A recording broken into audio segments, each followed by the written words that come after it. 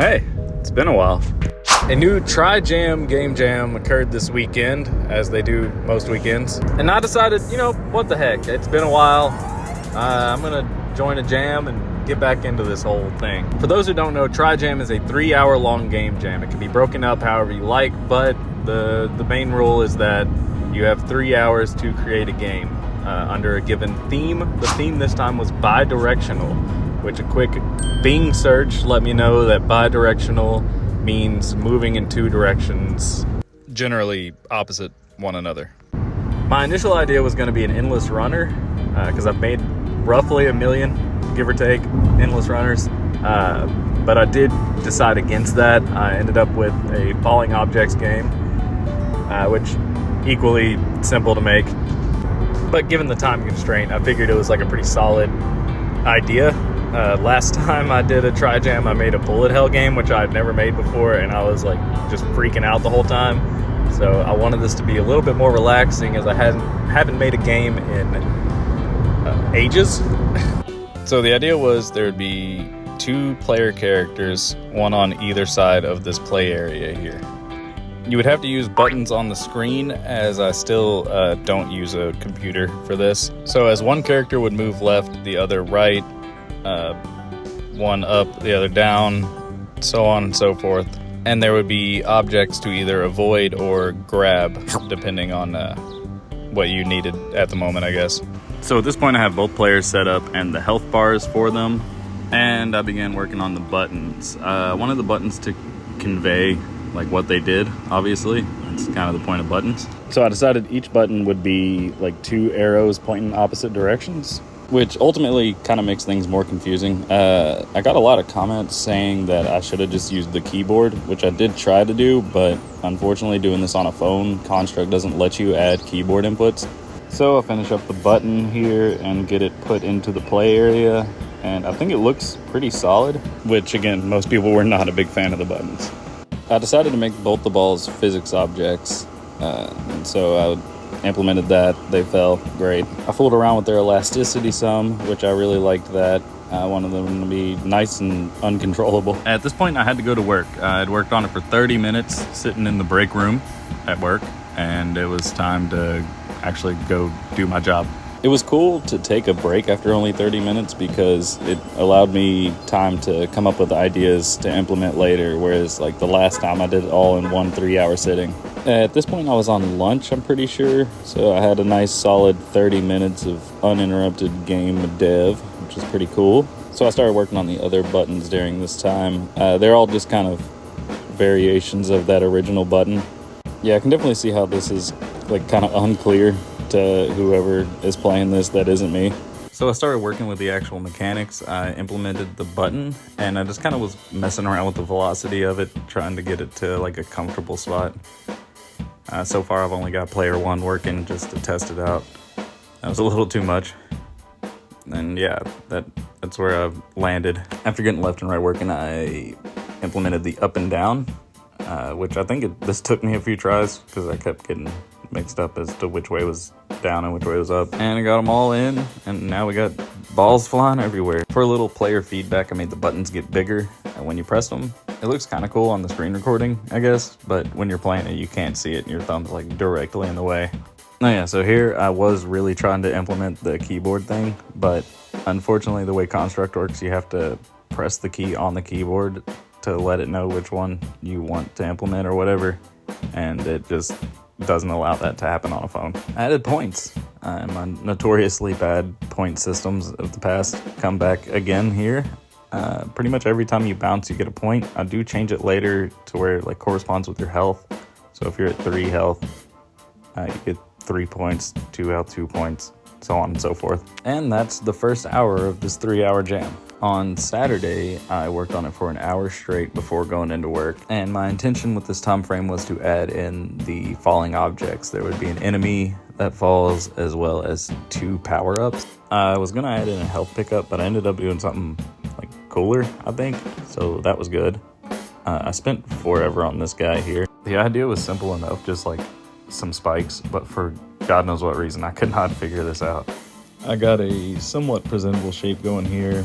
Made a little angry face, gave him some real angry eyes, so you know he's a bad boy. Wow, that could be a Silent Hill monster.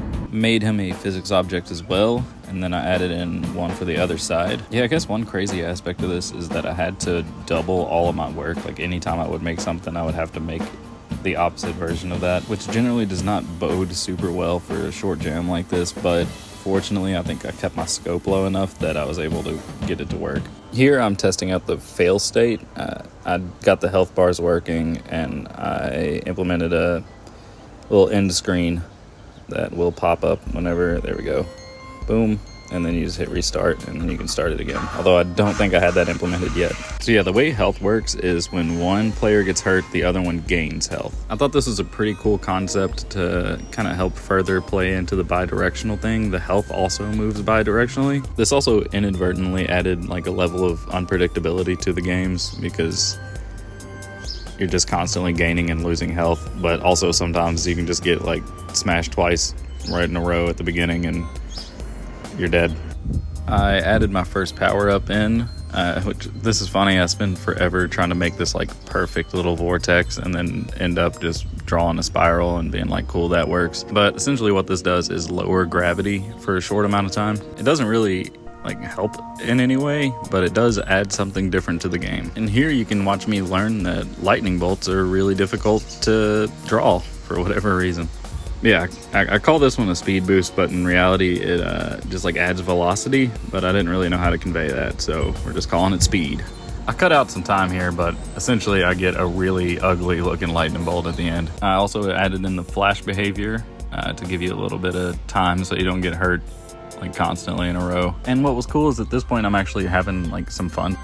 It's pretty nice. Generally, like when I'm test playing games, I'm not really thinking about having fun, which is not good. That's exactly what you should be thinking about. But especially in these like shorter jams, that's like the least of my concerns. I just want to make sure everything works. So anyway, I got the gravity ball and the little lightning ball in, and I made it where the lightning ball doesn't go away. Well, actually, I just neglected to make it where it does go away eventually. But I kind of liked it because it's kind of difficult to like purposely grab things in this. So it's nice that they'll just sit around forever. At this point, I have everything in the game that I want to be in there. And I'm at 2 hours. So I have an extra hour for polish and music, which is really cool. I don't generally have time for music, and that's my favorite part of this. So at this point I begin kind of faffing about on this little piano. I went into GarageBand. I ended up finding this nice little jazzy number.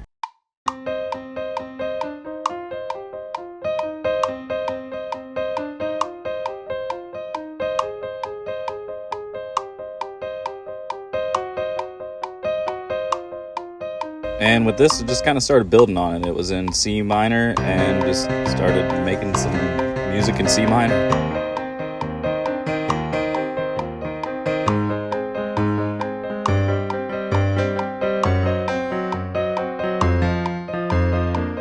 The track is only about 14 seconds long, so I'm just going to play it over the footage of editing it down.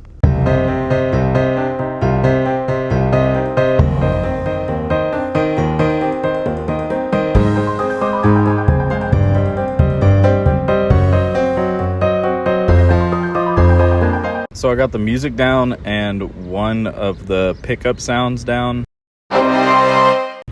within my 15-minute break, leaving me with 45 minutes to implement those sounds as well as make a couple more and add some polish to the game, which resulted generally in like particles. So here it is with the sound in, and it is kind of a nightmare.